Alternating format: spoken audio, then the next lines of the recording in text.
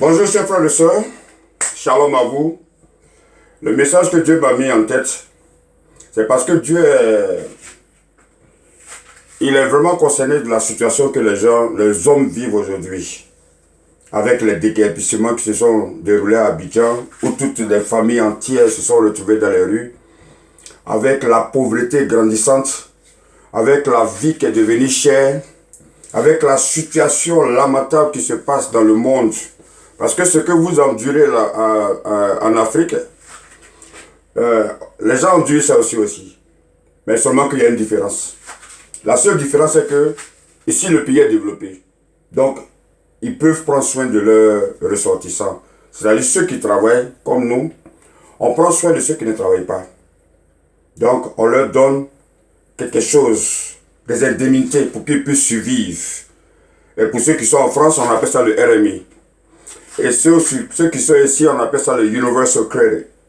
Donc, c'est des assistances financières que l'État octroie à ceux qui ne travaillent pas. Par contre, en Afrique, vous n'avez pas ça du tout. Donc, vous êtes exposé à la souffrance. Vous êtes exposé à la pauvreté. Et en plus, vous engendrez des enfants qui viennent vous rejoindre dans cette même pauvreté et dans cette même misère. Et la misère maintenant quitte de père en fils, de mère en fille, malheureusement. Les petites filles à Abidjan, c'est le busy, à 12 ans, 13 ans, 14 ans déjà, ils sont sexuellement actifs. Les jeunes, ils s'adonnent à de n'importe quoi, la drogue, la cigarette, la boisson et tout ça. Tout ça à cause de la pauvreté. Ils s'adonnent à ça. Parce qu'ils n'ont pas d'autres moyens. Il n'y a rien pour eux.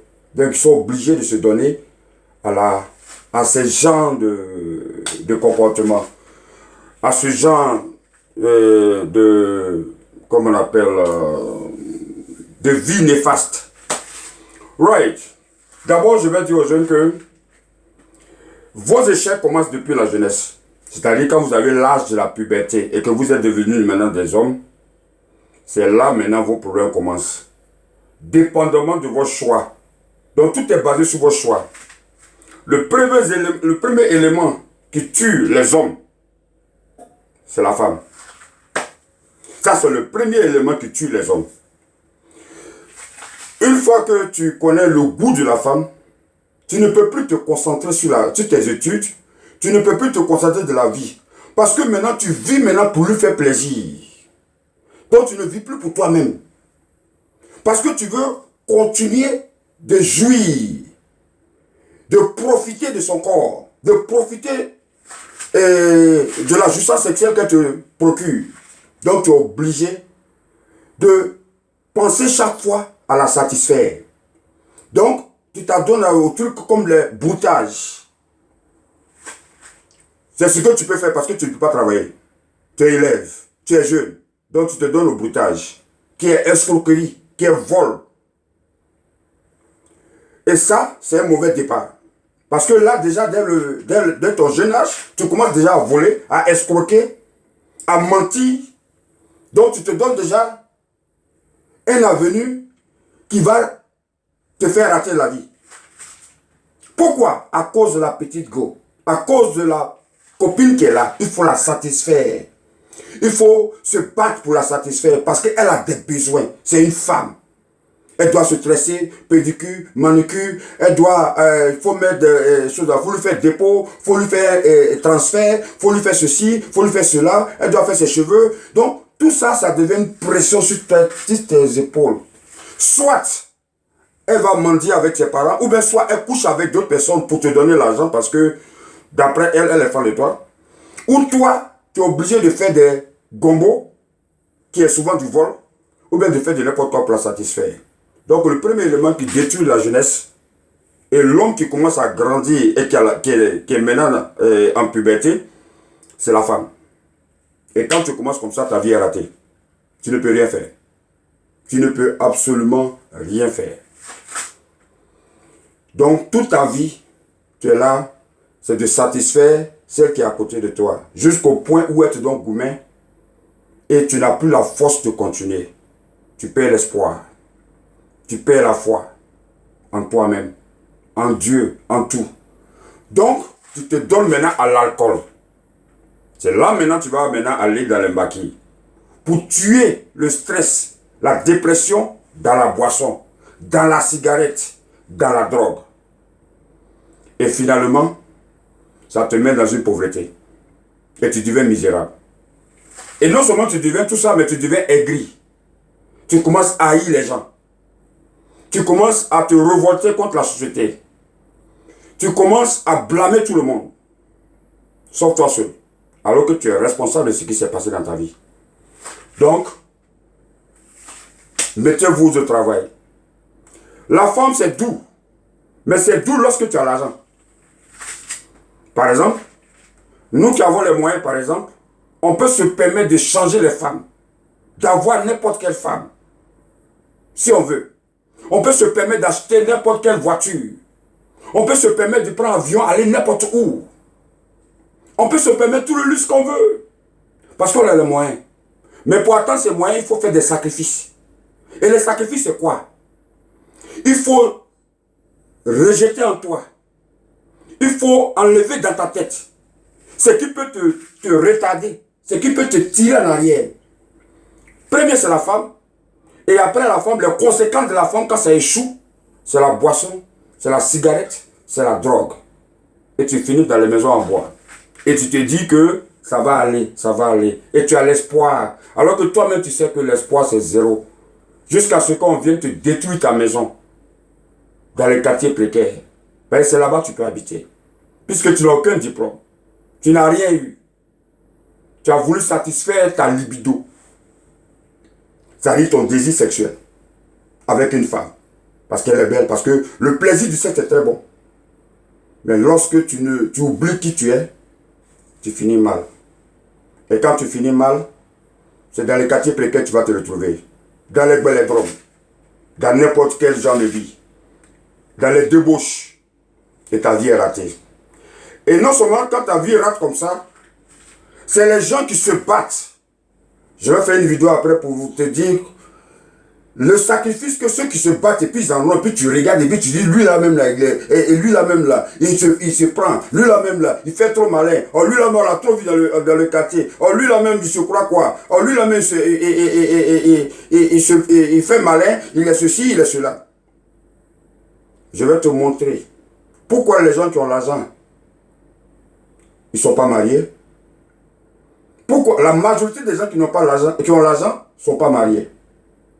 Que ce soit aux États-Unis, où on a vécu, que ce soit en Europe, et que ce soit en Afrique. Beaucoup de gens qui ont l'argent ne sont pas mariés. Et les femmes ont peur des gens qui ont l'argent parce qu'elles se disent que quand il a l'argent, il fait trop malin chez nous. Donc, elle ne considère pas celui qui a l'argent. Parce qu'elle se dit que lui, là, il a l'argent, c'est juste son argent, moi je vais prendre, mais sinon lui-même, là, je ne l'aime pas. Parce que les gens qui ont l'argent, ils sont orgueilleux. Parce que les gens qui ont l'argent, ils ont un franc-parler, ils te disent les bêtes. Alors que celui qui n'a pas l'argent, il est en bas de toi. Donc quand tu cries sur lui, même tu le trompes, il est là. Parce qu'il n'a pas l'argent. Si tu le quittes, il va faire comment pour avoir une autre go encore? Il va faire comment pour avoir une autre femme encore? Alors que celui qui a l'argent, tu le quittes, mais il envoie une autre. Elle aussi, elle fait malin, il la dépose, il prend une autre. Et puis il avance. Parce qu'il a les moyens. Il prend sa voiture, gars, il ne parle pas trop. Monte. Climatisation à bord. Il te prend où tu veux aller. Qu'est-ce que tu veux? Et puis il est parti. La vie est facile pour ceux qui ont l'argent. Mais pour atteindre ça, ça demande beaucoup de sacrifices.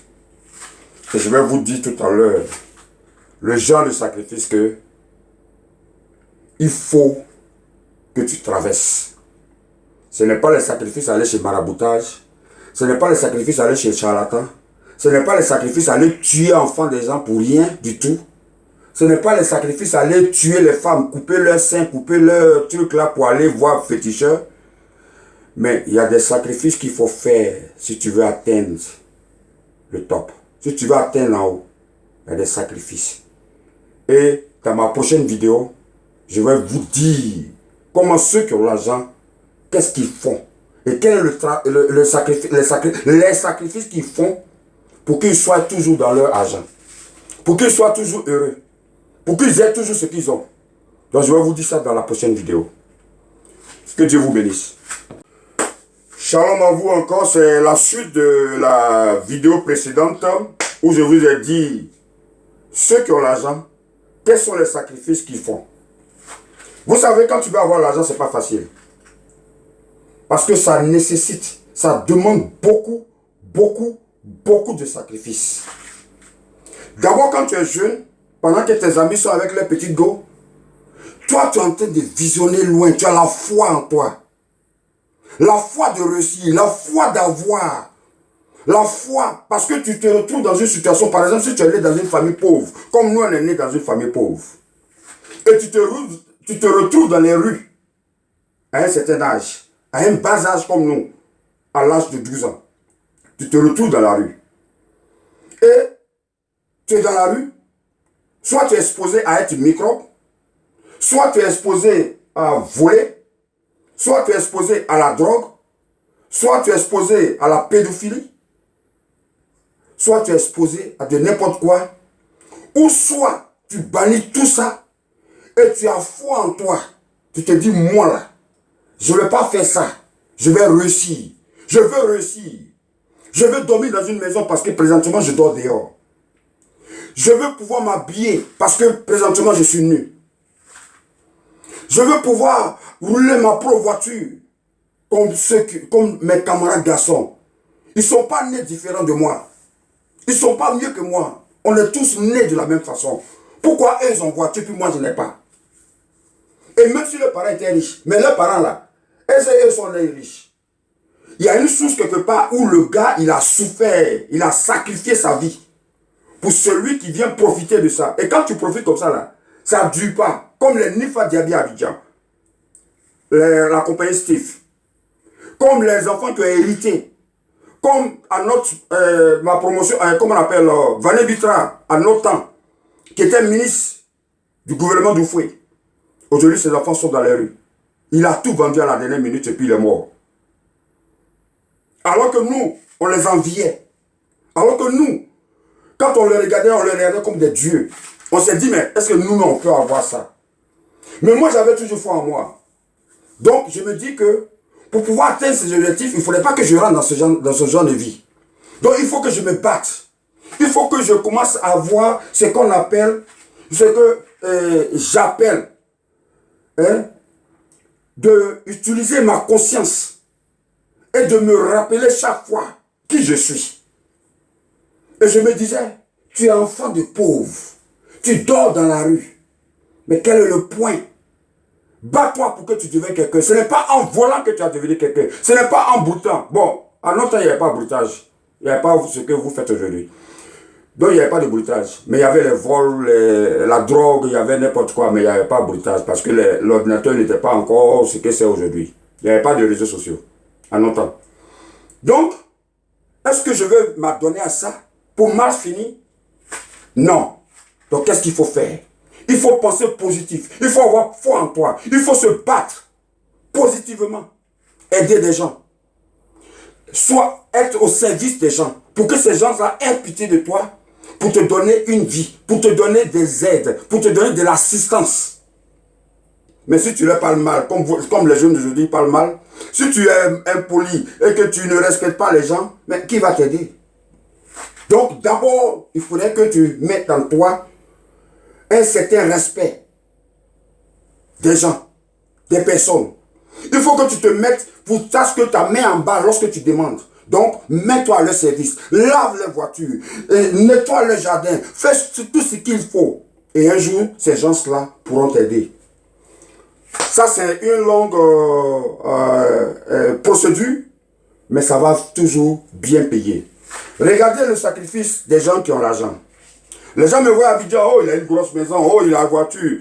Bon, pour ceux qui sont maléfiques, ceux qui ont l'esprit diabolique en eux, ils vont dire, oh, lui, il a vendu la drogue pour avoir ça. Oh, lui, il a fait ceci. Oh, lui, il a fait cela. Et pendant 35 ans que les gens parlent de ça dans le quartier, jusqu'à présent, le vendeur de drogue n'est pas encore allé en prison. Alors qu'actuellement, les aéroports sont dotés d'une sophistication pas possible. C'est-à-dire que quand tu passes dans la machine, c'est ton squelette, on voit. Donc la drogue, là, tu vas mettre ça où? Tu mets ça dans ton derrière, ou même les femmes mettaient ça dans leur truc en bas. Tout ça, ça sort comme si c'était exposé. Les valises, tu n'as aucune chance. Ils ont volé les bijoux d'une dame à l'aéroport, là. Donc, ils ont su que... C'est pour vous dire qu'on fouille dans les valises. Et non seulement quand on doit scanner les valises, tu n'as aucune chance. Donc, la drogue que les gens parlent là, il faut être des barons comme les Ahmed Bakayoko, il faut être au top pour avoir une maîtrise, une autorité, pour faire partie des bateaux, des avions, et tout ça pour faire ça. Mais sinon, des gens individuels comme ça, ils n'ont aucune chance.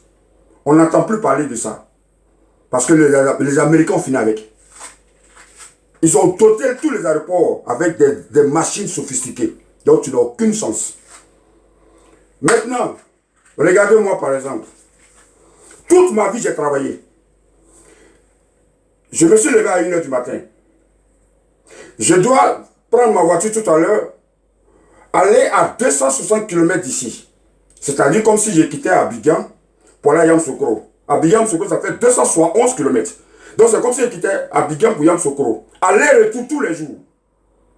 Pendant qu'à 1h du matin, là, vous êtes couché là, moi j'étais déjà levé. Vous voyez que je suis déjà habillé. Donc ça veut dire qu'il y a longtemps que je me suis levé. Et soit je fais mes trucs bibliques, selon l'inspiration de Dieu. J'essaie de préparer. Je préparais depuis hier. Donc pratiquement je ne dors pas. Je dois travailler. Et quand je vis comme ça, cette vie, je mets ma famille en les problèmes. Donc toutes les femmes que j'ai connues, parce qu'elles sont venues me trouver dans mon argent, aucune femme n'a souffert avec moi pour avoir mon argent. Aucune. Parce que depuis petit, j'ai pris conscience. On appelle ça la prise de conscience. J'ai pris conscience que je suis enfant de pauvre. Donc il fallait travailler, il fallait bosser, il fallait avoir ce que les autres ont. Et ils sont comme moi, et puis moi je n'ai pas. Il fallait que je me lance ce défi-là. Moi je dois avoir ça. Et Dieu merci, j'ai ça, c'est ce que vous voyez.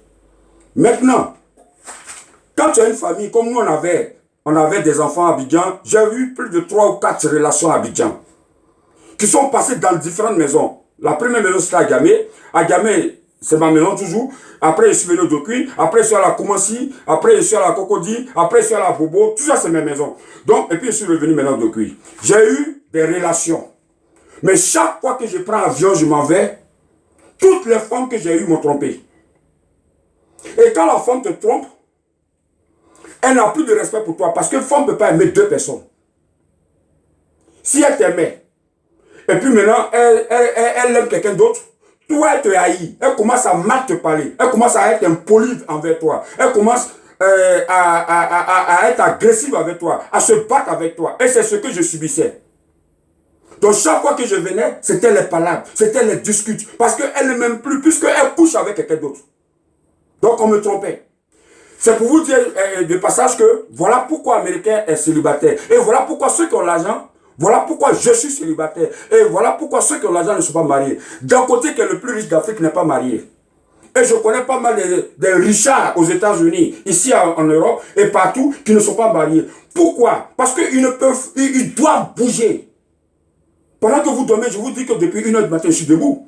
Et quand je finis à 17h, le temps de rentrer chez moi, qui est en campagne, c'est 3 heures de voiture.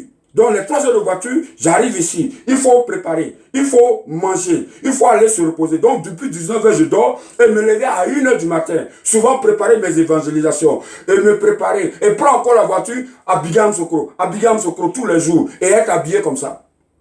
Donc vous voyez que c'est une souffrance. Maintenant les sacrifices. Lorsque tu commences à travailler et que tu as des objectifs que tu veux réussir dans ta vie, que tu veux devenir quelqu'un dans ta vie, il y a des sacrifices à faire. On bannit la femme d'abord. Parce que la femme coûte cher. Et ça, c'est des sujets que je vais élaborer après. La femme coûte cher pour un homme. La boisson, les sorties, les boîtes de nuit, les bars, ça coûte cher pour un homme. C'est pourquoi vous n'allez jamais me voir dans les quartiers, dans les maquis, dans les bars. Parce que j'ai pris une habitude de ne pas fréquenter ces lieux-là. Je ne fréquente pas. Et si je fréquente, c'est dans la journée. Et s'il y a trop duré là-bas dans un maquis ou dans un quoi, pas les bars, parce que je ne fréquente pas les bars, je ne fréquente pas aussi les boîtes de nuit. Donc je fréquente peut-être souvent les maquis, mais dans la journée. Et en 1h, je suis parti à la maison. Et 19h, je suis couché. et je commence à zapper sur mes ordinateurs et sur mes tablettes. Donc, je suis tellement habitué à cette vie-là que jusqu'à présent, la boîte de nuit, ça ne me dit rien. Parce que c'est les sacrifices qui ont fait que j'ai atteint l'objectif que j'ai atteint aujourd'hui. Lorsque tu travailles et que tu as de l'argent, il faut faire des sacrifices. Et les sacrifices sont quoi? C'est-à-dire, il faut fermer les yeux sur les plaisirs qui vont te détruire. Si tu veux avoir, il faut fermer les yeux sur les plaisirs qui vont te détruire. Je crois que c'est un sujet très important que Dieu m'a révélé et que je vais vous dire. Vous me voyez, les gens parlent de n'importe quoi, les gens disent de n'importe quoi, mais ils n'ont jamais su pourquoi. On dit, oh, il n'est pas marié, oh, il est seul, oh, il est ceci, oh, il est malheureux. Il est seul, donc il doit être malheureux. Non, je suis plus heureux que n'importe qui est marié. Même si je suis marié à 1000 fois, moi, je suis plus heureux que vous. Parce que je suis libre d'avoir n'importe quelle femme. Je suis libre de manger ce que je veux. Je suis libre de sortir, de voyager, de faire n'importe quoi ce que je veux de ma vie, sans qu'il y ait une interposition de n'importe qui dans ma vie. Donc je suis très heureux. Ok? Donc, je suis déjà arrivé à l'heure. Je vais essayer de continuer ce débat-là. C'est très important pour les gens qui veulent suivre ça. Ça va vous aider à être quelqu'un demain. Si vous voulez devenir comme moi.